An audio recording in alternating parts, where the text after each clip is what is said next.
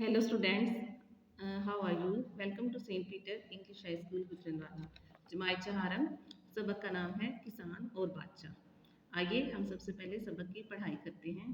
खास अल्फाज, तन्हा, अकेला, गुस्ताही, बदतमीजी, कान भरना, चुगली खाना, रायगा, ज़ाया, अहज़, सीखना। शेख सादी ने ज़िंदगी का ज़्यादातर हिस्सा इल्म हासिल करने और सैर व सयाहत में गुजारा। गुलिस्तान और गुस्तान इनकी मशहूर किताबें हैं।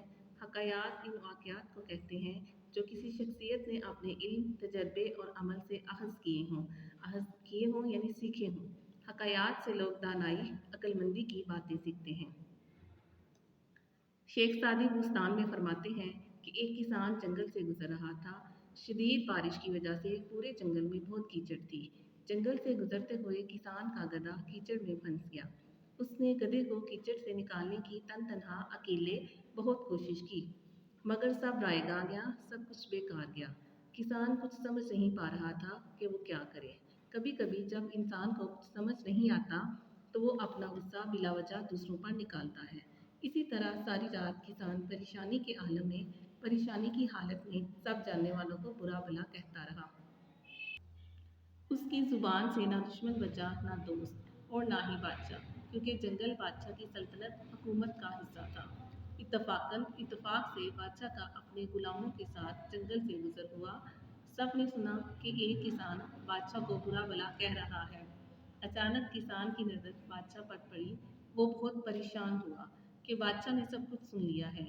अब इसका इंजाम बहुत बुरा होगा, इसका नतीजा बहुत बुरा होगा।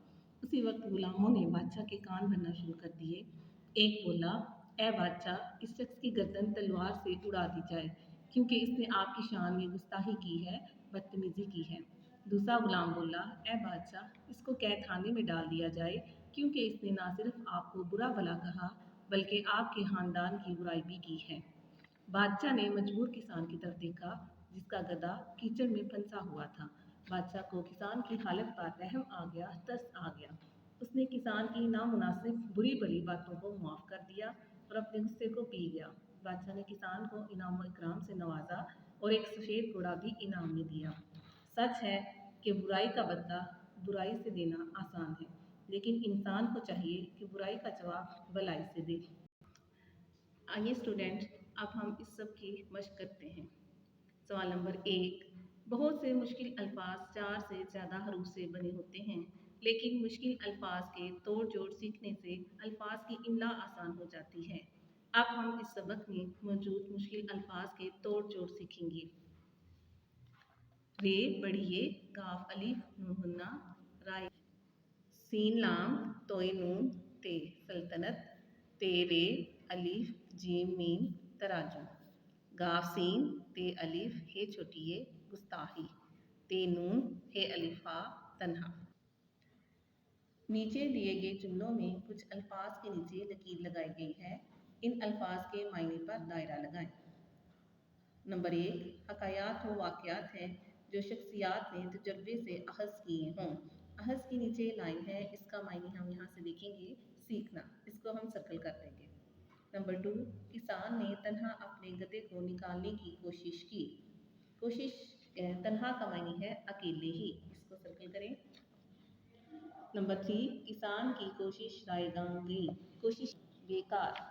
नंबर 4, गुलामों ने बादशाह के कान भरे, कान भरना चुगली खाना, इसको सर्कल कर दें। नंबर 5, गुलामों ने कहा कि किसान ने गुस्ताही की है, गुस्ताही का मायने बेअदबी को सर्कल करेंगे।